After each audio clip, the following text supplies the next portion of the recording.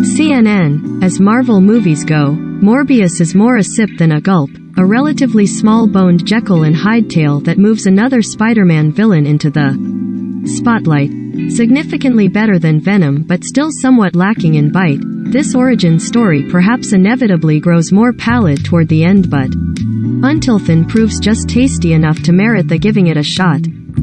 Having sat on the shelf for 21 months since its originally scheduled release, the timing of the film's arrival merely underscores Jared Leto's range, from this living vampire to an entrepreneurial vampire in We Crashed entrepreneurial vampire to his scenery-chewing vampire in House of Gucci.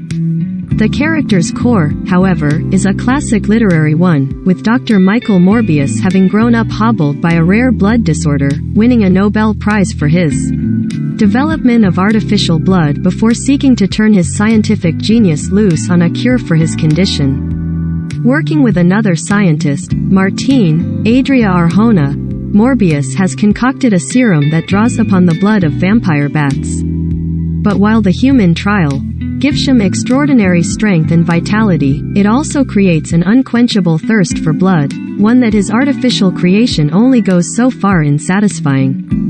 It's a curse, Morbius says soberly, but it doesn't look that way to his childhood friend Milo, the Crown's Matt Smith, who suffers from the same affliction and covets the serum, side effects be damned. Directed by Daniel Espinoza, whose credits include the sci-fi thriller Life, from a screenplay by Matt Sazama and Burke Sharpless, Morbius has ample company in the world of tortured antiheroes and villains whose well-intentioned scientific goals go terribly wrong. Another Spider-Man foe, the Lizard, shares virtually the exact same backstory. While the modest scale actually works to the film's advantage, playing more like an old-fashioned monster movie than a superhero yarn, the plot is so simplistic and thin that the filmmakers labor to prolong the narrative until its climactic battle.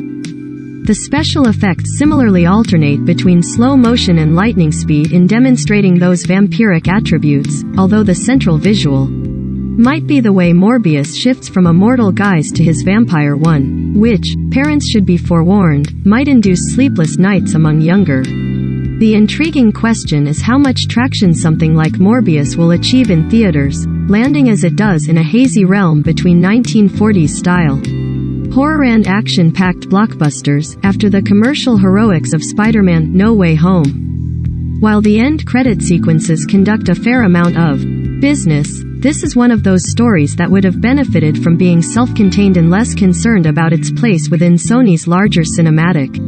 In that context, Morbius clears the admittedly low bar for these solo stories.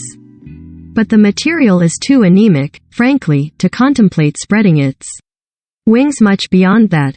Morbius premieres in U.S. theaters on April 1st. It's rated PG-13.